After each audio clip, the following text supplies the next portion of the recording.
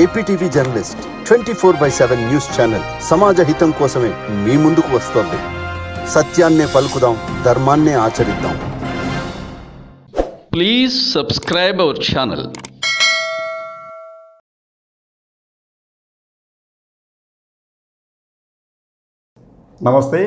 నమస్తే. APTV journalist సత్యం కోసం ధర్మం కోసం. ఈరోజు మనం ప్రముఖ బహుజన నాయకుడు, ఏ విషయానైనప్పటికీ కూడా సూటిగా, గట్టిగా, స్పష్టంగా చెప్పగలిగే నేర్పు ఉన్న నాయకుడు, దళిత బహుజన ఫ్రంట్ జాతీయ కన్వీనర్ మేళం భాగ్యారావు గారు. వారు ఈ రోజున మన స్టూడియోకి వచ్చారు. నమస్తే భాగ్యారావు గారు. నమస్కారం అండి. నమస్తే సార్. భాగ్యారావు గారు నిత్యం ఏదో ఒక కార్యక్రమంలో, అంటే ఉద్యమ కార్యక్రమాల్లో పాల్గొంటూ ఉంటారు. అనతి కాలంలోనే ఆయనకు ఒక మంచి ఉద్యమ నాయకుడిగా పేరు వచ్చింది. అయితే ఇటీవల వారు అమరావతిలో దళితుల హక్కుల గురించి వేసిన పబ్లిక్ ఇంట్రెస్ట్ లిటిగేషన్ బిల్లును కూడా రాష్ట్ర హైకోర్టు స్వీకరించి దాని మీద ఇప్పుడు ప్రస్తుతం విచారణ జరుగుతుంది. ఈ నేపథ్యంలో కొంతమందికి కొన్ని సందేహాలు అయితే కలుగుతున్నాయి. అదేమిటంటే, ఇటువంటి దళిత సంఘాలు, బహుజన సంఘాలు కూడా సమయానుకూలంగా వ్యవహరిస్తున్నాయేమోనన్న ప్రశ్నలు కొంతమంది వ్యక్తం చేయటం. ఎందుకంటే ఆంధ్రప్రదేశ్కు నూతన రాజధానిగా అమరావతిని ప్రకటించిన తరువాత అమరావతిలో రైతులు వెంటనే ఏమీ ఇష్టపూర్వకంగా ముందుకు వచ్చి వాళ్ళు భూములు ఇవ్వలేదు. అక్కడ కూడా అనేక మందిపై అక్రమ కేసులు పెట్టారు, వారి పంటలు తగలబెట్టారు, వారిని బెదిరించారు. ఇలా బెదిరింపులకు, అలాగే ఇటువంటి అకృత్యాలకు గురైన వారిలో అత్యధికులు దళితులే. ఆనాడు దళితుల మీద జరిగిన అకృత్యాలు, లేకపోతే వారికి జరిగిన నష్టాల గురించి గట్టిగా గొంతు విప్పని ఈ దళిత నాయకులు నేడు వైఎస్ఆర్సీపీ అధికారంలోకి వచ్చిన తర్వాత వారికి అన్యాయం జరిగిందని చెప్పి ప్రచారం చేస్తూ కోర్టుల్లో కేసులు వేస్తున్నారనే ఒక అభియోగం అనే మాట కొద్దిగా పెద్దది కావచ్చు అనే విమర్శలు ఎదుర్కొంటున్నారు. దీంట్లో ఎంతవరకు నిజం ఉంది భాగ్యారావు గారు? సార్, వాస్తవానికి మీరు ఏదైతే ప్రస్తావించారో, అమరావతి రాజధానిగా ప్రకటించి అమరావతి రాజధాని నిర్మాణం కోసం భూముల సమీకరణ అనే పేరుతో చంద్రబాబు నాయుడు గారు ప్రారంభించిన ప్రక్రియలో, భూములు తీసుకునేటువంటి ప్రక్రియలో భూములు ఇవ్వటానికి స్వచ్ఛందంగా అప్పుడు ఉన్నటువంటి ముఖ్యమంత్రి, ఆ ప్రభుత్వం కన్విన్స్ చేసిన మీదట ముందుకు వచ్చినటువంటి రైతులు కొంతమంది ఉంటే, ఎక్కువ మంది రైతులు మీరు అన్నట్టుగానే ముందుకు రాలేదు. కానీ తర్వాత అనేక మంది అధికార యంత్రాంగం, ముఖ్యమంత్రి అనేక దఫాలుగా అక్కడ ఉన్నటువంటి రైతులతో సంప్రదించిన మీదట అనుకూలంగా కొంతమంది, వ్యతిరేకంగా కొంతమంది, అనుకూలతలు వ్యతిరేకాల ప్రక్రియ అయితే భూముల సమీకరణలో కొనసాగింది.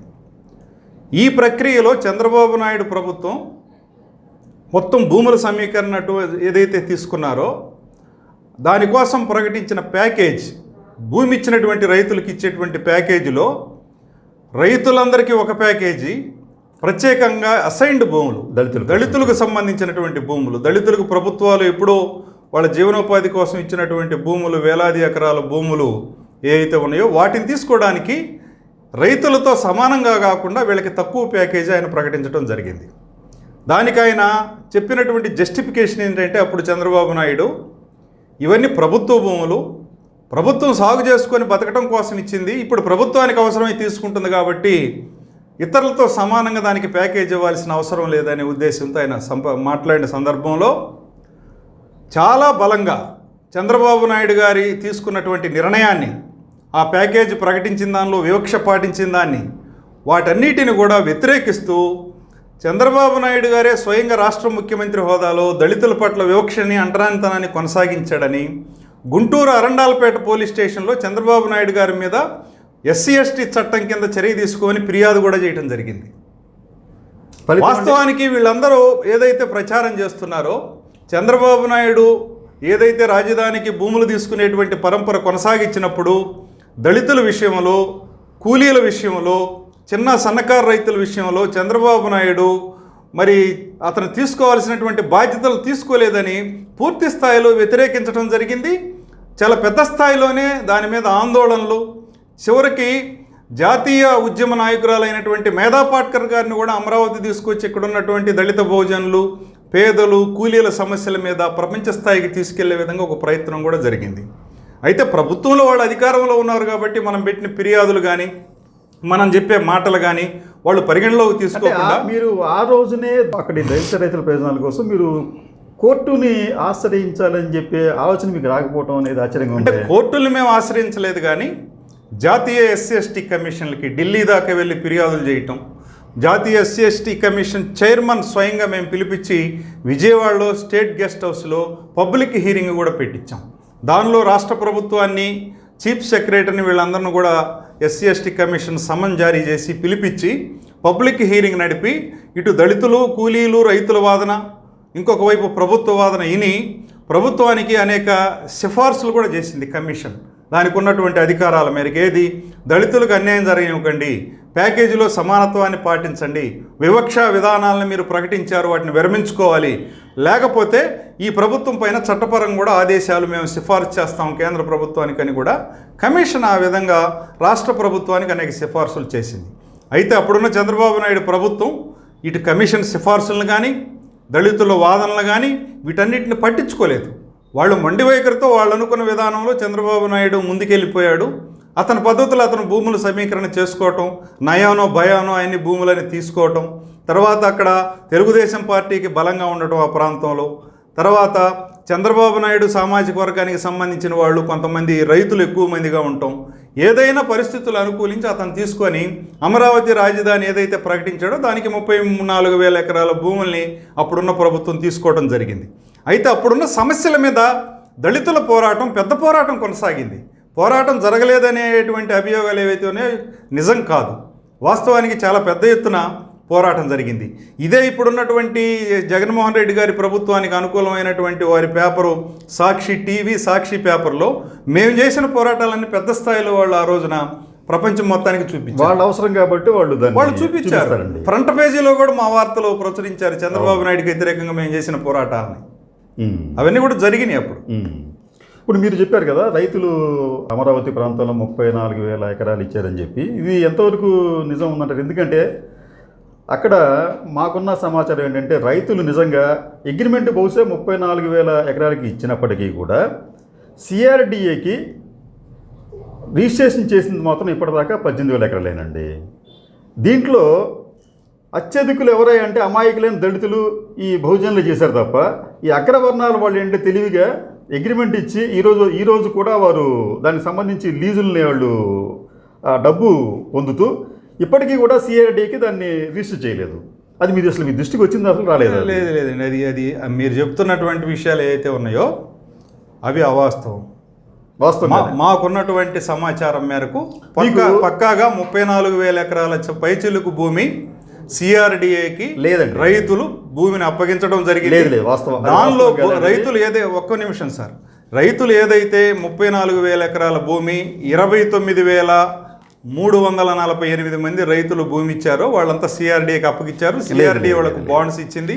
తర్వాత స్థలాలు అలాట్మెంట్ చేస్తా ఉన్నారు, అభివృద్ధి చేసి అవన్నీ ప్రాసెస్ సక్రమంగా జరగలేదు. ఇక్కడ భూములు ఇచ్చినటువంటి రైతుల్లో 32% మంది ఎస్సీ ఎస్టీల రైతులు కూడా ఉన్నారు. నేను చెప్పేది అదే సార్, నేను కాదంటది అక్కడది. కానీ నిజానికి అమాయకంగా రైతులు అంటే ముఖ్యంగా ఇది మీరు చెప్పిన దళిత రైతులు అమాయకంగా తీసుకువెళ్ళి రిజిస్టర్ చేశారు సిఆర్డీకి. కానీ రిజిస్టర్ చేయని ప్లాట్లు ఇంకా అసంఖ్యాకంగా ఉన్నాయి.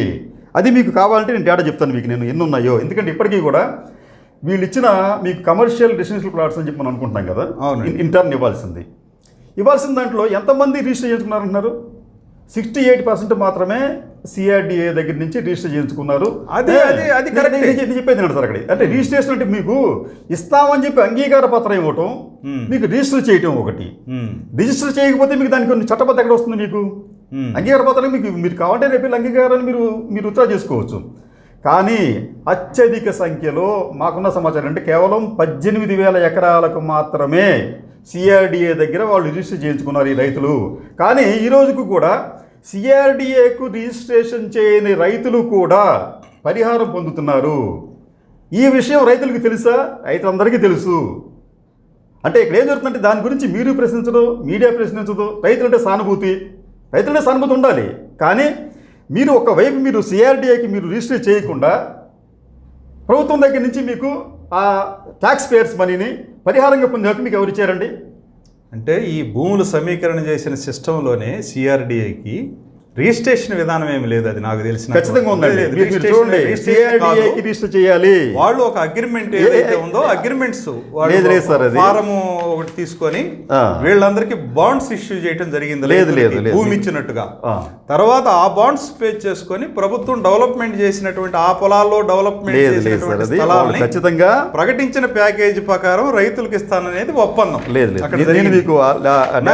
ఫారం 9(1), ఫారం 9(2), 9(3) అట్ట 9 to 7, 1 to 7 వరకు కొన్ని ఫార్మేట్లు వాళ్ళు సృష్టించారు సిఆర్డిఏ వాళ్ళు.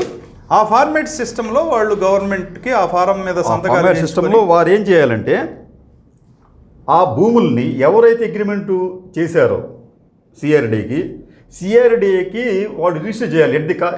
దానికి అయ్యే వ్యయాన్ని సిఆర్డిఏ భరించాలండి. ఓకే, భరించాల్సిన అవసరం ఉంది. కానీ రైతులు మాత్రం అత్యధికులు ఇంకా చేయలేదు. మా కంటెస్ట్ ఏంటంటే ఇక్కడ మీరు మనంతా పే చేస్తున్న ట్యాక్స్ని ప్రభుత్వం ఏం చేస్తుందంటే మీరు భూములు ఇవ్వకపోయినప్పటికీ కూడా సిఆర్డికి అధికారికంగా మీరు పరిహారం పొందుతున్నారు. అది ఎంతవరకు భావ్యం? అది రైతు నాయకులు దానికి ఏమంటారండి?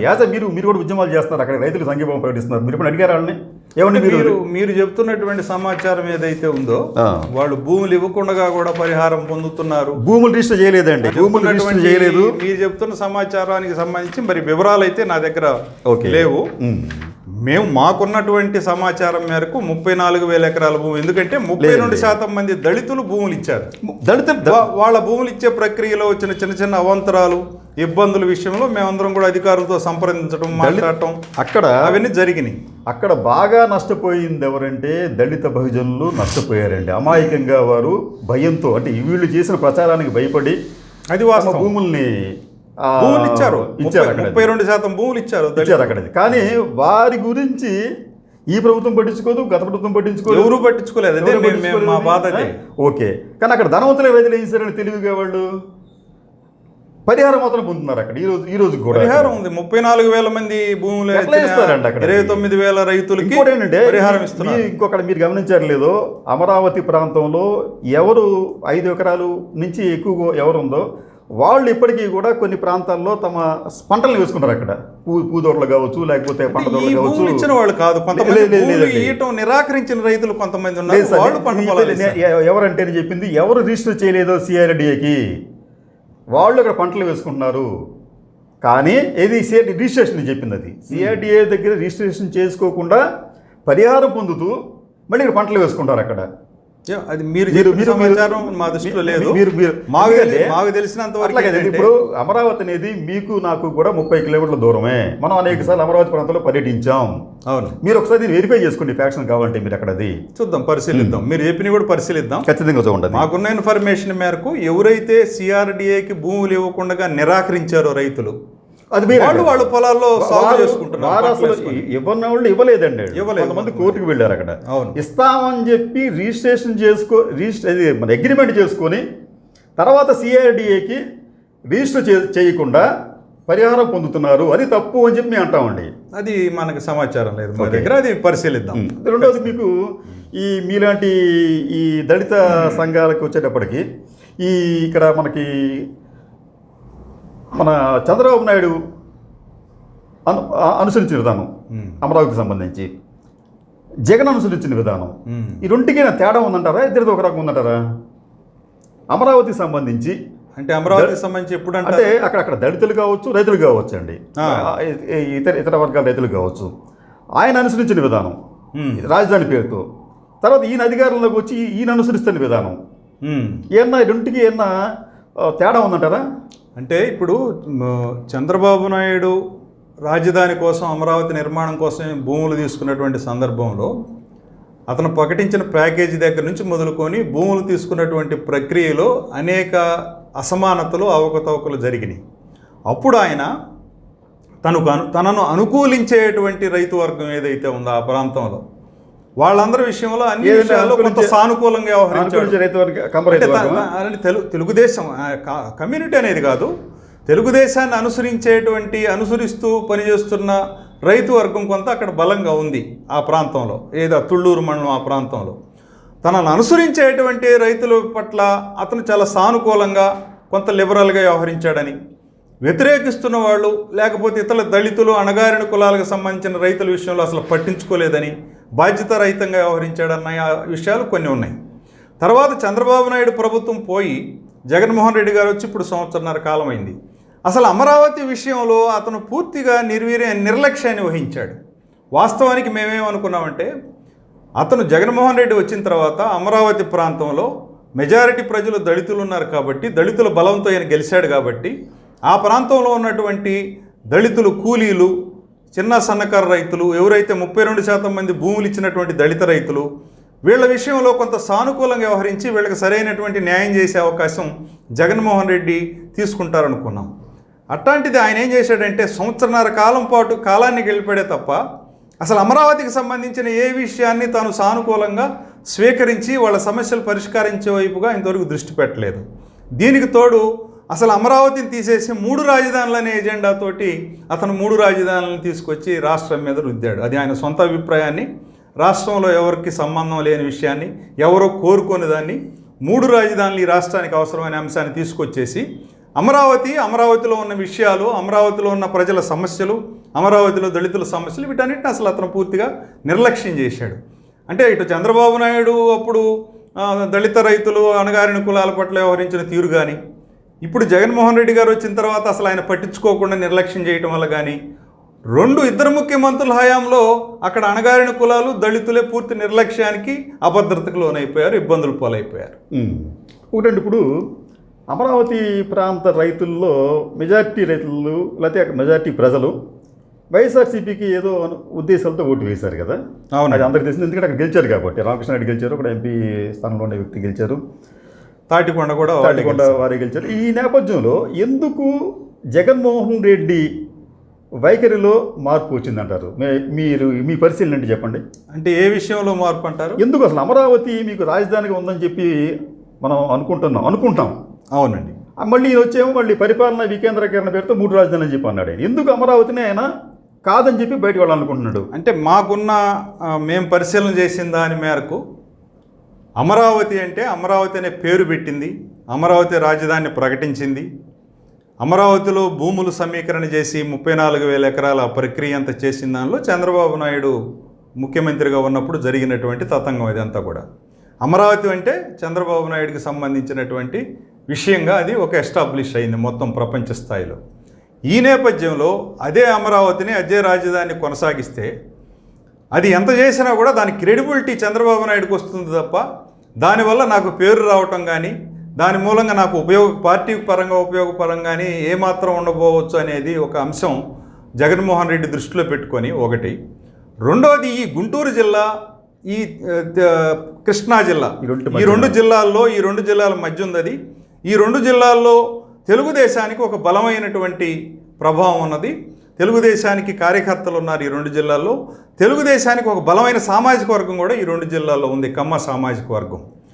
దీని ద్వారా ఇక్కడ రాజధాని ఉండటం ద్వారా ఈ కమ్మ సామాజిక వర్గం, ఈ 2 జిల్లాల్లో తెలుగుదేశం పార్టీకి ఉన్నటువంటి బలం, ఇవన్నీ వాళ్ళకు అనుకూలంగా మారతాయి. దీని అసలు రాజధానిగా లేకుండా చేస్తే వీళ్ళు బలపడటానికి వీలు లేకుండా పోతుంది. ఆర్థిక వనరులు కేంద్రీకరణ కానీ, ఈ కులాలకి ఏదైతే తెలుగుదేశానికి అనుకునేటువంటి కులాలకు రాజధాని వల్ల వచ్చే బలాలు కానీ ఇవన్నీ లేకుండా పోతాయని అతను భావించి ఉండొచ్చు. ఇంకొక కోణంలో మేము ఆలోచిస్తున్నామో, ఇటు దళిత సమాజంగా, దళిత వర్గాలుగా మేము ఆలోచిస్తుంది, అమరావతిలో దళితులు 52% మంది ఉన్నారు. జనాభాగా వాళ్ళు ఎక్కువ. అది రిజర్వేషన్ నియోజకవర్గం. గత 45 సంవత్సరాలుగా దళితులు ఎక్కువగా ఉన్న ప్రాంతం. మొత్తం జనాభాలో 52% మంది దళితులు ఉన్నారు అక్కడ. భూములు కూడా 32% మంది దళితులు ఇచ్చారు. అది దళితుల ప్రాంతంగా రేపు భవిష్యత్తులో అది చాలా ఇంకా అభివృద్ధి చెందే అవకాశం ఉంది.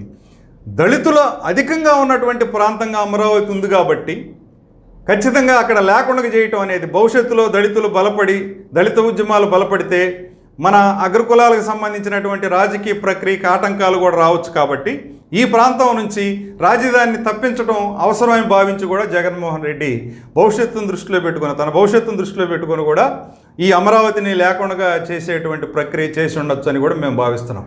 ఎందుకంటే దళితులకి అమరావతికి చాలా పెద్ద కనెక్టివిటీ ఉంది. అమరావతి అనేది బౌద్ధ కేంద్రం, అది ఒక సాంస్కృతిక కేంద్రం.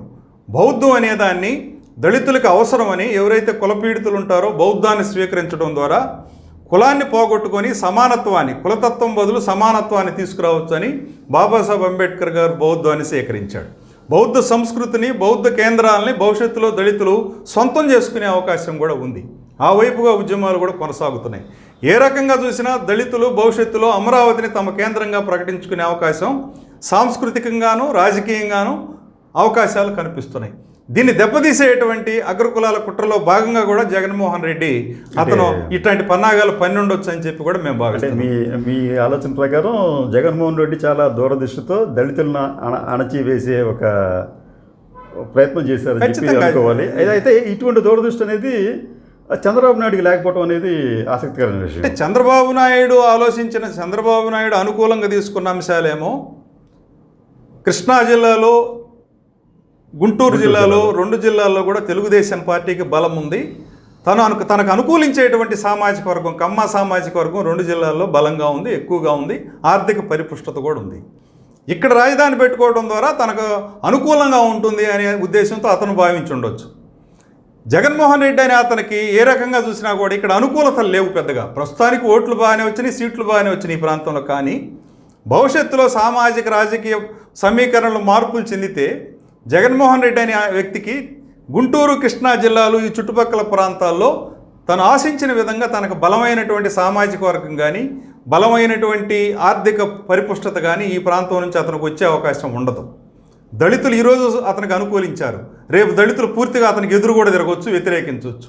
ఎందుకంటే అగ్రకులాల చంద్రబాబు నాయుడుకి కూడా ఒకప్పుడు దళితులు సపోర్ట్ చేశారు. దళితుల విషయంలో నిర్లక్ష్యం వ్యవహరించినందుకు, దళితుల పట్ల అసభ్యంగా మాట్లాడినందుకు చంద్రబాబు నాయుడుకి వ్యతిరేకంగా దళితులు ఓట్లేసి జగన్మోహన్ రెడ్డిని తీసుకొచ్చారు. రేపు జగన్మోహన్ రెడ్డి వాళ్ళకి అనుకూలించకపోతే జగన్మోహన్ రెడ్డి కూడా అదే గట్టి పడుతుంది, ఇప్పుడు చంద్రబాబు గట్టిన గతి.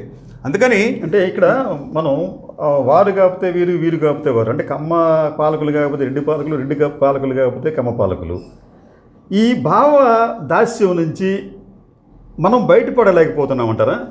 ఎందుకు ఒక ఆల్టర్నేటివ్ ఫోర్స్ని ఎప్పటికప్పుడు ఆయా వర్గాల వారు ఎందుకు పదే పదే చెప్పటం లేదు? ఎందుకంటే అధికారులు రావచ్చు, రాకపోవచ్చు, ఆ వనరులు లేకపోవచ్చు, కానీ ఈ 2 వర్గాలు అంటే కమ్మ పాలక వర్గం, రెడ్డి పాలక వర్గం, వీరిద్దరే ఉండాలని చెప్పి మనం అనుకోండి. ఈ మధ్య కూడా మీకు అచ్చెన్నాయుడు గారిని తెలుగుదేశం పార్టీ ప్రెసిడెంట్ చేస్తే ఆయన అన్న మొట్టమొదటి మాట మీకు తెలుసు కదా, ఏమన్నాడు?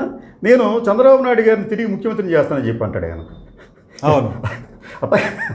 ఒకవైపు మిగతా వర్గాలన్నీ కూడా మేము మాకు రాజ్యాధికారం కావాలి, అధికారం కావాలని చెప్పి వాళ్ళు కోరుకుంటూ ఉంటుంటే, ఈయన మళ్ళీ తిరిగి నేను అది కమ్మ వర్గానికి చెందిన ఒక వ్యక్తిని నేను మళ్ళీ ముఖ్యమంత్రిని చేస్తానని చెప్పి చెప్పడం అంటే మిగతా వర్గాలు అంటే ఈ కమ్మ, రెడ్డి, రాజకీయ వర్గాలు, వీళ్ళు తప్ప మిగతా వర్గాలకి తిరిగి అధికారంలోకి వచ్చే అవకాశం ఎప్పుడు ఉంటుందంటారా ఏపీలో? అంటే ఆంధ్రప్రదేశ్ రాష్ట్రంలో అత్యంత దురదృష్టకరమైనటువంటి పరిస్థితి ఏమిటంటే ఇక్కడ 2 అగ్ర కులాలు, కమ్మ సామాజిక వర్గం, రెడ్డి సామాజిక వర్గం, పాలక వర్గాలు ఎస్ అగ్రం, వాస్తవం అది. పాలక వర్గాలు, ఇది రాజకీయ ఆధిపత్య వర్గాలుగా ఆంధ్రప్రదేశ్ రాష్ట్రంలో కాంగ్రెస్ను అంటిపెట్టుకొని రెడ్డి సామాజిక వర్గం, ఎన్టీ రామారావు గారు పార్టీ పెట్టిన తర్వాత కమ్మ సామాజిక వర్గం రాజకీయంగా పుంజుకొని అధికార మార్పిడి జరుగుతుంది తప్ప ఈ 2 వర్గాలు రాష్ట్రాన్ని పరిపాలిస్తూ వచ్చారు ఉమ్మడి ఆంధ్రప్రదేశ్లో కూడా. వీళ్ళు ఏం చేశారంటే మధ్యలో ఎవరైతే అణగారిన కులాలు, దళితులు, గిరిజనులు, బీసీలు, ఇంకా ఇతర సామాజిక వర్గాలు, కమ్మ, రెడ్డి సామాజిక వర్గం కాని వాళ్ళు, కాపులు కావచ్చు, రాజులు కావచ్చు, క్షత్రియాస్ కావచ్చు, ఇంకా ఇట్లాంటి వర్గాలన్నిటిని కూడా రాజకీయంగా వాళ్ళ పార్టీలకి కోఆప్షన్ అండ్ అడాప్షన్ సిస్టమ్ అని వాళ్ళు పెట్టుకుంటూ వచ్చారు. వాళ్ళు ఏం చేశారంటే కొన్ని సీట్లు కొన్ని మంత్రి పదవులు ఎవరు అధికారంలో ఉన్నా ఈ పార్టీ నుంచి వాళ్ళకు అనుకూలించేటువంటి కొంతమంది వ్యక్తులు వాళ్ళకి బాజాభజంతి, వాళ్ళ నాయకత్వానికి బాజాభజంత్రీలు వాయించడం, వాళ్ళ కీర్తిల్ని కీర్తించేవాళ్ళు, ఇట్లాంటి వాళ్ళని కొంతమందికి చేరదీసి ఎమ్మెల్యే పదవులు, ఎంపీ పదవులు, మంత్రి పదవులు ఇస్తూ అనివార్యంగా ఇవ్వాలి, తప్పదు. అది ఇప్పుడున్న సామాజిక వర్గ సమీకరణలో వీళ్ళు దీంతో ఈ వర్గాలు, ఇతర వర్గాల నుంచి వచ్చినటువంటి మంత్రులు కావచ్చు, ఎమ్మెల్యేలు కావచ్చు, ఎంపీలు కావచ్చు, ఎదిగినటువంటి వాళ్ళు ఎవరైతే ఉన్నారో ఎంతో కొంత రాజకీయంగా ఆ పార్టీల్లో అధికారాల్లో ఉన్నప్పుడు వీళ్ళ కులాలకి రాజ్యాధికారాన్ని సాధించుకోవాలి అనేటువంటి లక్ష్యాలని ఆశయాలని వీళ్ళు పక్కన పెట్టి వాళ్ళకి మంత్రి పదవి ఇచ్చినందుకు, ఎమ్మెల్యే ఎంపీల పదవి ఇచ్చినందుకు ఆయా వర్గాలు, ఆ పార్టీలు, ఆ కమ్మారెడ్డి ఆధిపత్య రాజకీయ పార్టీలని, ఆ నాయకత్వాన్ని, ఆ ముఖ్యమంత్రులను పొగడటం, వాళ్ళకి బాజా భజంత్రీలు వాయించడం, వాళ్ళకి మొత్తం ఈ కులాలని వాళ్ళకి దారాదత్తంగా మనకి వీళ్ళే దైవాంశ సంభూతులని చూపించటం, ఇట్లాంటి ఒక సానుకూల ప్రక్రియని వీళ్ళు ఆయా వాళ్ళ కులాలని ఈ పార్టీలకు అనుబంధంగా కోఆప్షన్ ఎడాప్షన్ పద్ధతిలో ఓట్ బ్యాంకు లాగా మార్చేశారు. దాంతో ఆల్టర్నేటివ్ పాలిటిక్స్, రాష్ట్రంలో ఏదైతే సాంప్రదాయంగా కమ్మారెడ్డి ఆధిపత్య రాజకీయాలు కొనసాగుతున్నాయో ఆ పార్టీయో ఈ పార్టీ అధికారాన్ని దక్కించుకోవడం అనే దానికి ప్రత్యామ్నాయంగా వాళ్ళు కాకుండా మనం రాజ్యాధికారంలోకి రావాలి, ఈ రాష్ట్రంలో మనం మెజారిటీ ప్రజలమే, మనం కూడా అధికారంలోకి ఎందుకు రాకూడదు అని ఆలోచించేటువంటి శక్తులు, నినాదాలు ఉన్నాయి. కానీ అవి సమీకృతం కాల, అవి బలపడలా, ప్రత్యామ్నాయ రాజకీయాలు బలపడలా. దానికి ధనబలం, రాజకీయ బలాలు ఇవన్నీ వీళ్ళకి తోడుగాల, ఇవన్నీ దెబ్బతీసేటువంటి ప్రక్రియ. ఎప్పుడైతే అణగారిన కులాల నుంచి మేము రాజ్యాధికారంలోకి రావాలనేటువంటి వాదన వచ్చిందో ఆ కులాల మధ్య, ఉపకులాల మధ్య చిచ్చులు పెట్టే ప్రక్రియల్ని అధికార పార్టీలు, ఆధిపత్య కులాలు తీసుకుంటూ వచ్చినాయి. ఆ కులాలను చిన్నాభిన్నం చేయటం, వాళ్ళని విడదీయటం. వాస్తవానికి దళితులనే వాళ్ళు ఒకప్పుడు ఒక బలమైన శక్తిగా ఆంధ్ర రాష్ట్రంలో ఉండేవాళ్ళు. దానిని మాది కులాల మధ్య రిజర్వేషన్ల వర్గీకరణ పేరుతోటి, ఉపకులాల పేరుతో చిచ్చు పెట్టారు. మరి ఇప్పుడు మనం ఈ ప్రభుత్వంలో మొత్తం 56 బీసీ కార్పొరేషన్లు, కులాల బీసీ కార్పొరేషన్లు, బీసీ కార్పొరేషన్ తీసేసి ఉపకులాల కార్పొరేషన్ని జగన్మోహన్ రెడ్డి పెట్టుకొచ్చాడు. ఇది గతంలో ఎప్పుడూ లేదు. పోనీ ఈ ఉపకులాల కార్పొరేషన్లకి ఆ జనాభా ప్రకారం ఏమైనా నిధులు ఇస్తారా, ఈ చైర్మన్లకు అధికారాలు ఇస్తారా, వాళ్ళ కులాల విముక్తికి వీళ్ళు సహాయం చేసే విధంగా ఏమైనా తోడ్పాటునిస్తారంటే అసలు ఏమీ ఉండదు. చైర్మన్లుగా ప్రకటించి వాళ్ళకి 50,000 60,000 జీతం ప్రకటించాడు. ఆ జీతం తీసుకొని వాళ్ళు రోజు జగన్మోహన్ రెడ్డికి భజన చేయాలంతే. ఆ కులాలకి వీళ్ళ ద్వారా, ఈ చైర్మన్ల ద్వారా వచ్చే ఉపకారం లేదు, ఆ కార్పొరేషన్ల ద్వారా ఎటువంటి అభివృద్ధి లేదు. ఉన్న ఎస్సీ ఎస్టీ బీసీ కార్పొరేషన్లకే ఈ ప్రభుత్వంలో ₹1 బడ్జెట్ ఇవ్వలేదు, యాక్షన్ ప్లానే లేదు, అసలు పూర్తిగా నిర్వీర్యం చేశాడు. మరి ఇప్పుడు కొత్త కార్పొరేషన్లు పెట్టి, కొత్త చైర్మన్లు పెట్టి ఈ ప్రభుత్వంలో, లేకపోతే ఇంతకు ముందున్న ప్రభుత్వంలో అయినా చూసినట్టయితే కేవలం నామమాత్రంగా ఏదో వాళ్ళకి చిన్న ఆ స్కీమ్ ఈ స్కీమ్ ఇచ్చామనే పేరుతోటి వాళ్ళని మభ్యపెట్టడమే తప్ప ఆ కులాల యొక్క విముక్తికి, ఆ కులాలకు రావాల్సిన వాటాలను కానీ, ఆర్థిక పరంగా కానీ, సామాజిక న్యాయం కానీ చేసినటువంటి దాఖలాలు ఆ ప్రభుత్వంలో లేదు, ఇది ప్రభుత్వం లేదు. అందుకని ప్రజలు, అన్ని వర్గాల ప్రజలు ఈ ప్రభుత్వాలు కొనసాగిస్తున్నటువంటి ప్రజల్ని మభ్యపెట్టే విధానాలని, రాజకీయంగా ఓట్ బ్యాంకుగా వాడుకునే పరిస్థితుల్ని ప్రజలు అర్థం చేసుకోవాల్సిన అవసరం ఉంది. చైతన్యం పెరుగుతుంది. ఇప్పుడిప్పుడే మేధావి వర్గం అన్ని వర్గాల్లో కదులుతూ ఉంది. రాజకీయ అధికారం అనేది కేవలం 2 కులాలకి ఆధిపత్యంగా, 2 కులాలే గుత్తాధికారంగా కాకుండా అన్ని వర్గాలు ఏ స్థాయిలోకైనా రాగలుగుతామని నిరూపించగలిగేటువంటి సామాజిక న్యాయ సిద్ధాంతం ద్వారా ఆంధ్రప్రదేశ్ రాష్ట్రంలో కూడా రాజకీయాల్లో మార్పు రావాల్సిన అవసరం ఉంది. దానికి కొంతమంది మేధావి వర్గం, కులాలకు అతీతంగా, మతాలకు అతీతంగా ఆలోచించే మేధావి వర్గం కూడా ప్రజాస్వామ్యబద్ధంగా కూడా చర్చలు జరుగుతూ ఉన్నాయి. ఇది ప్రతిఫలించాలని అందరం కూడా కోరుకుంటున్నాం. ఖచ్చితంగా రావాలి. ఇప్పుడు మీకు వైఎస్ఆర్సీపీ ప్రభుత్వం అధికారంలోకి వచ్చిన తర్వాత వాళ్ళు సంక్షేమ పథకాల పేరుతో ఇప్పటిదాకా దాదాపు 70,000 కోట్ల రూపాయలు ఖర్చు పెట్టారు. వాళ్ళు చెప్పేది ఏంటంటే దీంట్లో అత్యధికంగా లబ్ధి పొందింది ఈ దళిత సామాజిక వర్గాలకు చెందిన వాళ్ళు అని చెప్పి అనేది ప్రచారం చేస్తున్నారు. అంతేకాకుండా మేము ఇప్పుడు ఈ రాష్ట్రంలోని పేదలందరికీ 48 గజాలు చొప్పున, అంటే ఒక్కొక్క సెంటు భూమి మేము ఇళ్ల స్థలం ఇస్తామంటే వీళ్ళు అడ్డుకుంటున్నారని చెప్పి అనేది వాళ్ళు పదే ప్రకటన చేస్తున్నారు. అసలు ఈ సెంటు భూమి అనే కాన్సెప్టు పేద వర్గాలకు ఎంతవరకు ఉపయోగపడుతుందంటారు? రెండోది ఏంటంటే వీళ్ళకి ఒక వెసులుబాటు ఇచ్చారు. అక్కడ వాళ్ళకి ఇల్లు అనేది లేకుండా మీకు స్థలం ఇస్తామని చెప్పి అంటున్నారు. 48 గజాల్లో వారు కట్టుకునే ఇల్లు ఎంత ఉంటుంది, తర్వాత దానికి వాళ్ళు అమ్ముకోవచ్చు అని చెప్పి అంటున్నారు. వీళ్ళ ఆర్థిక పరిస్థితులు రీత్యా ఖచ్చితంగా మళ్ళీ ఇవన్నీ కూడా వాళ్ళు అమ్ముకునే పరిస్థితి ఉంటుంది. దానివల్ల ఎటువంటి ఉపయోగం ఉంటుందంటారు? ఇప్పుడు ప్రభుత్వం, ఆంధ్రప్రదేశ్ ప్రభుత్వం జగన్మోహన్ రెడ్డి గారి నాయకత్వంలో నవరత్నాలు అనేటువంటి ఒక కార్యక్రమంతో ముందుకెళ్తుంది. అసలు ఈ ప్రభుత్వం వచ్చిన ఈ సంవత్సరంన్నర కాలంలో నవరత్నాల పథకం ఒక్కటే ఈ రాష్ట్రంలో నడుస్తుంది. ఇంకా ఏ ఒక్క పథకం లేదు, ఓన్లీ నవరత్నాలే నడుస్తుంది. ఈ ఇళ్ల స్థలాలు ఇచ్చే కార్యక్రమం కూడా నవరత్నాల్లో భాగమైంది. ఇళ్ల స్థలాలు, ఇళ్ళు, పెన్షన్లు, ఆరోగ్యశ్రీ ఇట్లాంటివన్నీ కూడా నవరత్నాల్లో ఉన్నాయి. ఈ ఇళ్ల స్థలాలు వాళ్ళు చెప్పింది ఏంటి, ఒక కుటుంబానికి 1 సెంటు స్థలం ఇస్తామన్నారు. 1 సెంటు స్థలం అనేది అసలు ఒక కుటుంబం ఉండటానికి వీలు పడే అవకాశం ఉందా? కొద్దిగా ఆర్థికంగా బాగా స్తోమత కలిగి వెసులుబాటు ఉన్నటువంటి కుటుంబాల్లో వాళ్ళ బాత్రూమ్ 2 సెంటుల్లో కట్టుకుంటున్నారు. వాళ్ళు చాలా విశాలంగా, వాళ్ళు స్నానం చేయటానికి వాళ్ళ లెట్రిన్స్ అన్నీ చాలా విశాలంగా అది ఒక ఇల్లులాగా వాళ్ళు పెట్టుకుంటున్నారు. అట్లాంటిది ఒక 3, 4, 5 కుటుంబ సభ్యులు కలిగినటువంటి కుటుంబానికి 1 సెంటు స్థలం నేను ఇళ్ల స్థలం ఇస్తానంటే అది అసలు దానికి అర్థం లేదు. 1 సెంటు స్థలంలో అసలు ఏమొస్తుంది? ప్రభుత్వం డిజైన్ చేసిన విధానమే తప్పు. ఇది తప్పుడు విధానం. అందుకని మేము ప్రభుత్వాన్ని ఇప్పటికీ మేము రిప్రజెంటేషన్ కూడా ఇచ్చాం, డిమాండ్ చేస్తున్నాం. పట్టణాల్లో కనీసం 2 సెంట్ల స్థలాన్ని ప్రతి కుటుంబానికి ఇవ్వాలి. గ్రామీణ ప్రాంతాల్లో 3 సెంట్ల స్థలాలు ఇవ్వాలి. ఎందుకంటే అక్కడ ల్యాండ్ దొరుకుతుంది. పట్టణాల్లో ల్యాండ్ అవైలబిలిటీ తక్కువగా ఉంటుంది కాబట్టి కనీసం 2 సెంట్లు ఇవ్వటం అనేది ఒక కుటుంబాన్ని గౌరవించడం. అది అసలు మినిమం గౌరవించాలి కదా కుటుంబాన్ని. నీకు ఎంతో కొంత ఇస్తాం, ఏదో గోసిగుడ్డు ఇచ్చినట్టు నేను 1 సెంటు స్థలం ఇస్తాను, మీరు దాంట్లో బతికి సావండి అంటే అసలు అదేం పద్ధతి? వాళ్ళకి మనుషులకు గౌరవం, ఆ కుటుంబానికి ఒక గౌరవం ఉండాలి కదా. నువ్వు ఇచ్చే స్థలంలో ప్రభుత్వం ఇస్తున్నావు, నేను లేక ఎంత స్థలంలోనైనా ఉంటా. నాకు ప్రభుత్వం ఒక అవకాశం ఇచ్చేటప్పుడైనా కొద్దిగా వెసులుబాటుగా ఇవ్వాల్సినటువంటి బాధ్యత, ఆ కుటుంబాన్ని, ఆ కుటుంబ సభ్యుల్ని గౌరవప్రదంగా చూడాల్సిన బాధ్యత ప్రభుత్వం మీద ఉంది. అసలు ఆ కాన్సెప్టే తప్పు. తర్వాత ఇళ్ల స్థలాలు ఎన్ని ఇస్తానని అడిగినా 30 లక్షల ఇళ్ల స్థలాలు నేను ఇస్తానని ఒక వాగ్దానం చేశాడు. 1.5 సంవత్సరం కాలం అయింది ప్రభుత్వం, 1 సంవత్సరం 10 నెలలు ఇప్పుడు గడుస్తూ ఉంది. ఒక్క కుటుంబానికి కూడా 1 సెంటు కూడా ఈ ప్రభుత్వం ఇంతవరకు ఇవ్వలేకపోయింది. దానికి కారణాలు ఏం చెబుతున్నారు?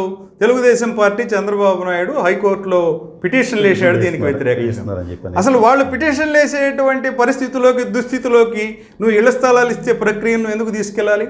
దాదాపుగా 25,000 కోట్ల రూపాయలతోటి మేము భూములు కొన్నామని ప్రజలకు ఇళ్ల స్థలాలు ఇవ్వడానికి అని చెప్పేసి ప్రభుత్వం చెబుతుంది. దీనిలో 20 లక్షల రూపాయలు ఎకరం చేసేటువంటి భూమిని 60 లక్షల రూపాయలు, 70 లక్షల రూపాయలు పెట్టి స్థానిక ఎమ్మెల్యేలు, ఎంపీలు కొని పెద్ద మొత్తంలో వాళ్ళు లబ్ధి పొందారని మీడియాలో ప్రచారం కూడా జరుగుతుంది. చాలా ప్రాంతాల్లో ఇళ్ల స్థలాల కోసం ఏదైతే స్థలాలు సేకరించారో, పొలాలు కొన్నారో అది ఒక పెద్ద స్కామ్ లాగా జరిగింది అని చెప్పేసి అనేక పేపర్లలో వస్తుంది. అనేక ప్రాంతాల నుంచి ప్రజలు వాళ్ళు మాట్లాడుకుంటున్నారు. రాజకీయ పార్టీలు కూడా చెబుతున్నాయి. అంటే ఇటువంటి పరిస్థితులన్నింటినీ సక్రమంగా చేసి నీకు నిజాయితీగా నిబద్ధతతోటి నువ్వు ఇళ్ల స్థలాలు కొని ఉంటే అది కేవలం 10,000 కోట్ల రూపాయలు కూడా అవేవి కావు. ఈ ప్రభుత్వం ఇళ్ల స్థలాల కోసం ప్రజలకు ఇవ్వాలనే పేరుతోటి పొలాలను కొనే దానిలో పెద్ద స్కామ్ చేసింది. కాబట్టి దీన్ని అడ్డుకోవాలని వాళ్ళు ఏదో వేశారని చెప్పేసి ఇవన్నీ కూడా వస్తున్నాయి. ఏదేమైనా పేదలకి, ప్రజలకి మేలు జరిగేటువంటి కార్యక్రమానికి ఆటంకాలు కల్పించడం, ఇబ్బందులకు గురి చేయటం మూలంగా అది ఆ ప్రభుత్వం కావచ్చు, ఈ ప్రభుత్వం కావచ్చు, పార్టీలు కావచ్చు, దానివల్ల ప్రజలే నష్టపోతారు. ప్రజలు ఒక చిన్న బెనిఫిట్ కోసం ఎదురు చూస్తుంటారు మాకు ఎప్పుడు వస్తుందని. దాన్ని వాళ్ళకి దక్కకుండా ఎవరైనా ఆటంకపడితే అది ఇబ్బందికరమైన విషయమే, అది ఏ పార్టీ అయినా సరే. కాబట్టి వీలైనంత తొందరగా నువ్వు ప్రజలకి ఇచ్చిన వాగ్దానం ప్రకారం వాళ్ళకి ఖచ్చితంగా 2 సెంట్లు స్థలం పట్టణాల్లో, 3 సెంట్లు స్థలం గ్రామీణ ప్రాంతాల్లో ఇవ్వడానికి ఈ ప్రభుత్వం కృషి చేయాలి. ప్రజల్ని గౌరవించాలి, కుటుంబాలను గౌరవించాలి, వాళ్ళకి ఇచ్చే దానిలో గౌరవం ఉండాలి. వాళ్ళకేదో ఒకటి నీ ముఖాన్ని వేస్తున్నట్టుగా ప్రభుత్వం నిర్ణయం తీసుకుంటే అది అగౌరవంగా ఉంటుంది, ప్రజలను అవమానించడం అవుతుంది. ఓటర్లని అంత లెక్కలేనితనంగా ప్రభుత్వాలు లెక్కగట్టకూడదు. వాళ్ళకి న్యాయం చేయాలని, ఇళ్ల స్థలాలు ఇచ్చే దానిలో కూడా ఆ గౌరవాన్ని వాళ్ళకి అందించాలనేది కూడా మనం కోరుకుంటున్నాం. మనం భాగ్యరావు గారు, ఇళ్ల స్థలాలకు తోడు గత 6 సంవత్సరాలుగా నాకు తెలిసినంత వరకు ఆ ప్రభుత్వం కావచ్చు, ఈ ప్రభుత్వం కావచ్చు, ఒక్కరికి కూడా ఒక్క ఇంటిని, నిర్మించిన ఇంటిని ఇవ్వలేదండి. మీరు చెప్పిన లెక్క ప్రకారం కావచ్చు, లేదా ప్రభుత్వ లెక్కల ప్రకారం కావచ్చు, దాదాపు ఇప్పటికే నిర్మాణం పూర్తయిన గృహ యూనిట్లు దాదాపు 8 లక్షలు ఉన్నాయి. ఆ ప్రభుత్వం అసలు ఎందుకు నిర్మించి కూడా ఇవ్వలేకపోయింది? ఈ ప్రభుత్వం అధికారంలోకి వచ్చి 1.5 సంవత్సరం దాటినప్పటికీ కూడా వాటి గురించి అది ఎందుకు ఆలోచించట్లేదు ఈరోజు వరకు కూడా? అంటే ఇది ప్రభుత్వం ప్రజల కోసం ఏర్పాటు చేసినటువంటి పథకాల్లో మీకు ఇళ్ల స్థలాలు ఇస్తాం, ఇళ్ళు ఇస్తాం అనేది చాలా అత్యంత ముఖ్యమైనది. ప్రతి కుటుంబానికి, ప్రతి వ్యక్తికి నాకు ఒక సొంత స్థలం ఉండాలి, లేకపోతే నాకు సొంత ఇల్లు ఉండాలి అనేది ఒక కోరిక ఉంటుంది. ఆ కోరికని మేము తీరుస్తామని ప్రభుత్వం ఆశపెట్టి ఇళ్ళు ఇస్తామంటే ఆ పథకంలో బెనిఫిషరీ కంట్రిబ్యూషన్ 50,000 నుంచి ₹1,00,000 వరకు లబ్ధిదారులు టిట్కో ద్వారా గత ప్రభుత్వంలో, చంద్రబాబు ప్రభుత్వంలో ఇళ్ళు గృహ నిర్మాణం జరుగుతుందని లబ్ధిదారులను సెలెక్ట్ చేస్తే 8 లక్షల మంది లబ్ధిదారులకి ఇళ్ళు శాంక్షన్ చేసి ఇళ్ళు నిర్మాణం చేపట్టారు. లబ్ధిదారులు వాళ్ళకి ఇల్లు వచ్చింది అనేటువంటి కోరికతోటి లేకపోయినా కూడా అక్కడ ఇక్కడ అప్పులు తెచ్చి 50,000 1,00,000 రూపాయలు ప్రభుత్వానికి కట్టారు. అది ఇదిగో అవుతుంది అదిగో అవుతుంది అనే పేరుతోటి ఆ ప్రభుత్వం అట్ట కొనసాగించుకుంటూ 8 లక్షల ఇళ్ళు కట్టుకున్నాం కట్టుకుంటూ 8 లక్షల ఇళ్ళు నిర్మాణాలు చేపట్టారు, కట్టారు. 6 లక్షల ఇళ్ళు పూర్తయినాయి, ఈయటానికి రెడీగా ఉన్నాయి.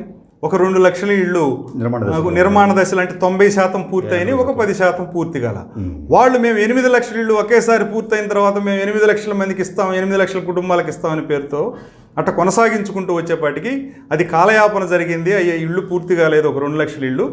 ఈ లోపల ఎన్నికలు కూడా వచ్చేసింది. ఆ విధంగా ఆ ప్రభుత్వం నిర్లక్ష్యం చేసి కాలాన్ని గడిపేసింది. తర్వాత ప్రభుత్వం మారింది. ప్రజలు ఇప్పుడు చంద్రబాబు నాయుడుకి వ్యతిరేకంగా ఓట్లు వేయటంలో నాకు తెలిసి ఆ 8 లక్షల మంది లబ్ధిదారులు కూడా వ్యతిరేకం వేసి ఉంటారు. ఎందుకంటే నువ్వు 4 ఏళ్ళు డబ్బులు కట్టించుకొని వాళ్ళని ఆపి ఇదిగో వస్తుంది అదిగో వస్తుందని నువ్వు ఇల్లు ఇగిపోయేపాటికే చంద్రబాబు మాకు చాలా ఇబ్బంది పెట్టాడని వాళ్ళు 8 లక్షల కుటుంబాలు ఇళ్ళు చంద్రబాబుకి వ్యతిరేకంగా ఓటు వేసి ఉంటారు నేను అనుకోవడం, నా అంచనా ప్రకారం. సరే, ఈ జగన్మోహన్ రెడ్డి వస్తే అన్న న్యాయం చేస్తాడని చంద్రబాబుకి వ్యతిరేకంగా ఓటేసి జగన్మోహన్ రెడ్డికి ఓటేసి ఈ ప్రభుత్వాన్ని తెచ్చారు. ఈయన వచ్చి 1 సంవత్సరం 10 నెలలు అవుతా ఉంది. ఈయన ఇంతవరకు ఒక్క మనిషికి 1 సెంటు పొలం ఇవ్వలేదు, స్థలం ఇవ్వలేదు, 1 ఇల్లు నిర్మాణం చేపట్టలేదు. 8 లక్షల ఇళ్ళు ఆ ప్రభుత్వంలో నిర్మాణం చేపట్టి 6 లక్షల ఇళ్ళు కంప్లీట్ అయిపోయి ఉన్నాయి, 2 లక్షల ఇళ్ళు 90% కట్టి ఉన్నాయి. ఆ 10% ఇళ్ళు కూడా పూర్తి చేసి లేదా అది ఆ 2 లక్షల ఇళ్ళు అట్ట పక్కన పెట్టి ఈ 8 లక్షల ఇళ్ళు అతను ఇచ్చేయచ్చు, వచ్చిన 2వ నెలలో ఇవ్వచ్చు. లబ్ధిదారులు వాపోతున్నారు పాపం. వాళ్ళు వెళ్ళి వాళ్ళకి శాంక్షన్ అయిన ఇళ్ళు రోజు వాళ్ళ ఊరు పక్కన నగరం పక్కన పోయి చూసుకొచ్చుకొని వాళ్ళు మా ఇళ్ళు దీంట్లో వస్తాయని ఆశపడుతూ రోజు చూసుకోవటం, వాటిని ఫోటోలు తీసుకోవటం వాళ్ళ జీవితంలో ఒక కళలాగా పెట్టుకుంటే జగన్మోహన్ రెడ్డికి కనీసం దాని గురించి అసలు పట్టించుకోవటం లేదు. ఆ 2 లక్షల ఇళ్ళు కూడా ఆ 10% ఏదైతే చేయాలో అది చాలా సింపుల్, చాలా తక్కువ బడ్జెట్ తోటి అవి అయిపోతాయి. అవి పూర్తి చేసి ఆ క్రెడిబిలిటీ ఏదో నువ్వే తీసుకోవచ్చు, వాళ్ళంతా నీకే ఓటేసి ఉంటారు. వాళ్ళకి హాయిగా ఇస్తే ఆ 8 లక్షల కుటుంబాలు జగన్మోహన్ రెడ్డి గారు మాకు ఇచ్చారని హాయిగా నిన్ను వాళ్ళ గుండెల్లో పెట్టుకుంటారు, ఆయన లేకపోయినా ఈయన ఇచ్చాడని చెప్పేసి. కానీ ఏమాత్రం కూడా అది ఈయన అనుకుంటాడు, నేను అనుకోవటం జగన్మోహన్ రెడ్డి అనుకుంటాడు నేను ఇళ్ళు ఇచ్చిన పేరు చంద్రబాబుకే వస్తుంది కాబట్టి నేను ఎప్పుడో ఇస్తే ఇద్దాం, అసలు చంద్రబాబుని జనం మర్చిపోయి నాకు ఇద్దాం అనుకుంటాడు ఆయన. అంటే ఇది ఒక రాజకీయాలు ఉండొచ్చు, ఓట్లు వేయించుకోవచ్చు, అధికారాన్ని పొందొచ్చు. కానీ ప్రజల విషయంలో ఇంత డ్రామాలాడటం అనేది, రాజకీయంగా నీచంగా డ్రామాలాడటం అనేది, మభ్యపెట్టడం అనేది, పేరు ఎవరికి వస్తుంది అనేది ముఖ్యం కానే కాదు. ప్రజలకి ఒక మంచి పని జరిగిందా లేదా, వాళ్ళకి సమయానికి వచ్చిందా లేదా, సమయానికి అందిందా లేదా అనేది ఒక సమాచారం ఏంటంటే ఇలాగ కట్టిన 6.5 లక్షల పూర్తయిన గృహాల్లో చాలా వరకు పాడుపడుతున్నాయండి. అప్పటికే వచ్చేస్తున్నాయి, అక్కడేమో మీ పిచ్చి మొక్కలు మొలుస్తున్నాయి, రోడ్లన్నీ పూర్తిగా మొక్కలతో. మీకు ఇటీవల ఒక పేపర్లో, ఒక మెయిన్ పేపర్లో, తెలుగు పేపర్లో ఒక 8 నగరాల్లో నిర్మించిన ఇళ్ళు ఫోటోలన్నీ తీసి వాళ్ళు లోపల పేజీలు మధ్య పేజీలు పెట్టారు. పెద్ద పెద్ద అడవిలాగా అయిపోయినాయి ఇళ్ల మధ్యలో, చెట్లు అంతా ప్రాంతంలో పాములు పుట్టలు చెట్లు అవి దాదాపుగా అది 4 ఏళ్ళు గడిచిపోయినాయి. దాంతో ఒక అడవిలాగా తయారైపోయింది, ఇళ్ళులాగా లేవు. అది ఎక్కడో అడవిలో ఇళ్ళు గోడలు కట్టినట్టుగా ఉన్నాయి ఫోటోలు చూస్తూ ఉంటే. అవునండి, మళ్ళీ వాటిని డిస్టోర్ చేయాలంటే మళ్ళీ అదొక పెద్ద ప్రాజెక్టు. దానికోసం మళ్ళీ చాలా డబ్బులు ఖర్చు పెట్టాలి. అంటే డబ్బులు ప్రభుత్వ ధనాన్ని వినియోగించి పేదలకి ఇళ్ళు ఇస్తామని ఒక కార్యక్రమం మొదలుపెట్టి ఇళ్ళు కట్టి ఆ ఇళ్ళును కూడా వాళ్ళకి అందించలేని దౌర్భాగ్య స్థితిలో ప్రభుత్వాలు పాలకులు ఉండిపోయారు. దీన్ని మనం ఒక క్రిమినల్ నెగ్లిజెన్స్ కింద దీన్ని మనం ఖచ్చితంగా చూడాలండి. ఎందుకంటే మీరు నేను ప్రతి ఒక్కరూ కడుతున్న ఈ ట్యాక్స్ నుంచే చేస్తున్నారు అక్కడ. అవునండి, అంతే. వీళ్ళేమో పేరు కోసం ఆ పేరు వాళ్ళకి వస్తుంది కాబట్టి మనం చేయకూడదు, మనకే పేరు కావాలని చెప్పి వచ్చే ప్రభుత్వం వీళ్ళు చేసింది వాళ్ళు చేయకపోవడం అనేది చేస్తూ ఉంటుంటే అల్టిమేట్గా నష్టపోతుంది ఎవరంటే అసంఖ్యాకంగా ఉన్న ఈ పేద బడుగు వర్గాలకు చెందిన వాళ్ళు నష్టపోతున్నారు. ప్రజలైన ఏదైతే ప్రజల నుంచి ట్యాక్స్ పేరుతో వచ్చినటువంటి డబ్బుని పేదల కోసం వినియోగిస్తున్నామని చెప్పి అది దుర్వినియోగం చేస్తున్నారు, సంవత్సరాలు గడుపుతున్నారు. ఒక క్రమశిక్షణ అనేది, ఒక పద్ధతి, ఒక టైం బాండ్ పెట్టుకొని వాళ్ళకి స్కీములు లబ్ధిదారులకి అర్హులకి అందించడం అనే శిక్షణ దాకా ఎస్సీ మనం గుంజుకొని మాడుకున్నాం. ఇదివరకు ఎస్సీ కార్పొరేషన్లు ఇప్పుడు కలకలాడుతూ ఉండేయండి. అలా వాళ్ళు వస్తూ ఉండేవారు, కుర్రాళ్ళు యువకులు అప్లికేషన్స్ పెట్టేవారు, ఏదో కొంత తీసుకునేవారు, ఏదో చేసుకుంటూ ఉండేవారు. అసలు ఈ రోజున ఎస్సీ కార్పొరేషన్లో ఆ కార్యాలయాలు చూస్తుంటే వెలవెలబోతున్నాయండి. అసలు కొన్ని చోట్ల ఎస్సీ కార్పొరేషన్ ఈడీ ఎవరంటే కూడా తెలియట్లేదు. ఒకప్పుడు ఈ పూర్వం మీకు ఎస్సీ కార్పొరేషను డిఆర్డిఏ, ఆ ED AD PD PD project director అనమాట. వీళ్ళిద్దరూ ఇంచుమించు కలెక్టర్తో సమానంగా ఉండేవారు, ఈక్వల్గా ఉండేవాళ్ళు. జిల్లాలో వాళ్ళకి అత్యంత ప్రాధాన్యత ఉండేది. వాళ్ళ చేతుల మీదుగా అనేక అభివృద్ధి కార్యక్రమాలు నడుస్తుండేవి. అవును. గ్రామీణ ప్రాంతాల్లో డిఆర్డిఏ, అవును, దళితుల్లో ఎస్సీస్లోనేమో ఎస్సీ కార్పొరేషన్, ట్రైబల్ కార్పొరేషన్ జరుగుతుండేది. కానీ ఎంత దురదృష్టకరం అంటే ఈ ప్రభుత్వంలో మరి జగన్మోహన్ రెడ్డి ఎందుకు ఆ విధంగా ఆలోచించాడో తెలియదు. నవరత్నాలు అనే దాన్ని నువ్వు ఒక స్కీమ్గా నీకు ప్రయారిటీలో పెట్టుకున్నావు, నువ్వేదో దాని ద్వారా చేసి దాన్ని చేస్తున్నావు. నువ్వు అది చేస్తున్నావని ఎప్పటి నుంచో రాజ్యాంగబద్ధంగా ఏర్పడిన ఆర్థిక కార్పొరేషన్ని నిర్వీర్యం చేసి, నిర్లక్ష్యం చేసి, నిధులు ఇవ్వకుండా, యాక్షన్ ప్లాన్ లేకుండా వాటిని మూత పెడితే అది రాజ్యాంగ వ్యతిరేకమే కదా, అది చట్ట ఉల్లంఘనే కదా. ఇప్పుడు కార్పొరేషన్లు అనేవి ఎస్సీ కార్పొరేషన్, ఎస్టీ కార్పొరేషన్ అనేవి ఆయా కులాల్లో, ఎస్సీ ఎస్టీ కులాల్లో చదువుకున్నటువంటి యువత ఎవరైతే ఉంటారో వాళ్ళ యొక్క ఆర్థిక స్వాలంబనకి ఉపయోగపడేటువంటి ఆర్థిక కార్యక్రమాలు, పథకాలు, లోన్లు, బ్యాంకు నుంచి లోను, ఈ కార్పొరేషన్ నుంచి సబ్సిడీ, ఈ లింకేజ్డ్ స్కీముల ద్వారా 1 లక్ష రూపాయల నుంచి దాదాపు 30 లక్షల రూపాయలు విలువ చేసే వరకు స్కీములు, చిన్న తరహా పరిశ్రమలు, కుటీర పరిశ్రమలు, ఇళ్లలో పెట్టుకునే చిన్న చిన్న లోన్లు, లేకపోతే ట్రాక్టర్లు, ఆటోలు, ఎవరికి వాళ్ళకి యంగ్ జనరేషన్, దళితుల్లో, గిరిజనుల్లో, యువతకి ఈ అవకాశాలు వచ్చాయి. ఇట్లాంటి అవకాశాలని వాళ్ళకి అందకుండా నేను నవరత్నాల్లో పెన్షన్ ఇస్తున్నాననే పేరుతోటి, లేదా అమ్మ ఓడిస్తున్నాననే పేరుతోటి ఆర్థిక కార్పొరేషన్లు మూసేసే హక్కు నీకు ఎవరిచ్చారండి? అసలు ఆర్థిక కార్పొరేషన్లు ఉన్నదే ఆయా వర్గాల ఆర్థికాభివృద్ధికి. ఎస్సీలకి SC corporation, ST corporation, BC corporation ఇవన్నీ ఉన్నాయి. దీని ద్వారా మస్ట్ అండ్ షుడ్గా ప్రతి ప్రభుత్వం జనాభా దామాషా ప్రకారం యాక్షన్ ప్లాన్లో బడ్జెట్ కేటాయించి వీళ్ళ ఆర్థిక కార్యక్రమాలన్నీ దాని నుంచి చూడాలి. అట్లాంటి కార్పొరేషన్లు ఈరోజు మూతపడిపోయినాయి. అసలు ఏం పని లేదు. మీరు అన్నట్టుగా అసలు ఈడీలు ఎవరో తెలియదు, అసలు వాళ్ళకి పని లేదు. వాళ్ళతో వాళ్ళు ఎవరికి ఏం చేసేది లేదు, వాళ్ళ దగ్గరికి ఎవరు వచ్చేది లేదు, ఇక్కడ పథకాలే లేదు. ఇది బహుశా భారతదేశంలో స్వాతంత్రం వచ్చిన తర్వాత ఎంటైర్ భారతదేశంలో ఒక ఆంధ్రప్రదేశ్లోనే ఈ దుస్థితి వచ్చింది. మన పక్కనే ఉన్న తమిళనాడులో, కర్ణాటకలో, లేకపోతే మహారాష్ట్రలో, ఈవెన్ తెలంగాణ రాష్ట్రం, మనతో విడిపోయిన తెలంగాణ రాష్ట్రంలో కూడా ఎస్సీ ఎస్టీ కార్పొరేషన్ల ద్వారా ఎస్సీ ఎస్టీలకి ఎన్నో ఆర్థిక అభివృద్ధి కార్యక్రమాలు ఈ రోజుకు అందుతూ ఉన్నాయి. ప్రతి సంవత్సరం వేలాది మందికి లోన్లు వస్తున్నాయి. ఒక ఆంధ్రప్రదేశ్లోనే మాత్రమే మరి జగన్మోహన్ రెడ్డి ఎందుకు ఈ నిర్ణయాన్ని తీసుకున్నాడో అర్థం కావట్లేదు. అసలు ఒక పెద్ద మిస్టరీ లాగా ఉంది. ఆర్థిక కార్పొరేషన్లు అసలు నిర్వీర్యం చేసేసాడు, రద్దు చేసినట్టు అయిపోయింది అటు పరిస్థితి. దీని నుంచి ఈ ప్రభుత్వం బయటపడాలి. జగన్మోహన్ రెడ్డి మళ్ళీ పునరాలోచన చేయాలి. ఆర్థిక కార్యకలాపాలను పక్కన పెట్టడం సరైనది కాదు. నువ్వు ఎన్ని పెన్షన్లైనా ఇచ్చుండొచ్చు, ఎక్కువ మంది దళితులకే నువ్వు పెన్షన్ ఇచ్చుండొచ్చు. పెన్షన్ అనేది ఇట్ ఈజ్ ఏ ఇండివిజువల్, అది అవసరం ఉంది. వితంతువులు, వికలాంగులు, విడోలు, వీళ్ళందరికీ నువ్వు పెన్షన్లు, వాళ్ళు హక్కుదారులే. నువ్వు పెన్షన్ సిస్టమ్ పెట్టినప్పుడు వాళ్ళకి ఇవ్వాల్సిందే, వాళ్ళు అర్హులే. అవి వాళ్ళకి ఇస్తున్నావు అనే పేరుతోటి కొత్త జనరేషన్లో దళిత యువతకి, చదువుకునే వాళ్ళకి, ఎటువంటి ఉపాధి లేని వాళ్ళకి, ఉద్యోగం లేని వాళ్ళకి, నీకు ఆర్థికంగా వాళ్ళు కుటుంబాలు పెళ్లి చేసుకున్న తర్వాత నిలబడాలన్నా, బలపడాలన్నా, ఆర్థికంగా వాళ్ళకి స్వాలంబన రావాలన్నా పథకాలు అనేవి అవసరం. బ్యాంకింగ్ సిస్టంలోనే రిజర్వ్ బ్యాంక్ ఆఫ్ ఇండియా ఈ SC ST BC target groups loans ఇవ్వడానికి ఖచ్చితంగా లోన్లు ఇవ్వాలని ఒక టార్గెట్ ఉంది వాళ్ళకు కూడా. ఆ టార్గెట్ ఆ బ్యాంకులు ఇవ్వాలి. దానికి సబ్సిడీ మ్యాచింగ్ గ్రాంట్స్ నువ్వు ఇవ్వాలి. ఈ సిస్టమ్ని అతను కొలాప్స్ చేసేసాడు. ఇది రాజ్యాంగ వ్యతిరేకం, చట్ట వ్యతిరేకం. ఇది చాలా అబ్జెక్షనబుల్. రాష్ట్ర ప్రభుత్వం, ఆంధ్రప్రదేశ్ ప్రభుత్వం, జగన్మోహన్ రెడ్డి ప్రభుత్వం తీసుకున్నటువంటి నిర్ణయాల్లో ఈ ఆర్థిక కార్పొరేషన్లను కొలాప్స్ చేయడం అనేది, వీటిని నిర్వీర్యం చేయడం, బడ్జెట్ ఇవ్వకపోవడం అనేది ఇది రాజ్యాంగ విరుద్ధం. దీన్ని పునరుద్ధరించాలని కూడా డిమాండ్ చేస్తున్నాం. బాగుంది సార్. భాగ్యరావు గారు, మీరు గత ప్రభుత్వాన్ని ఈ ప్రభుత్వంతో పోలుస్తూ బహుజనులకు జరుగుతున్న అన్యాయాలని, అట్లాగే రైతులకు జరుగుతున్న అన్యాయాలను కూడా విడమర్చి మన ప్రేక్షకులకు చెప్పారు. మీరు మా స్టూడియోకి వచ్చి చక్కటి విషయాలు చెప్పినందుకు మరోసారి మీకు ధన్యవాదాలండి. నమస్కారం సార్.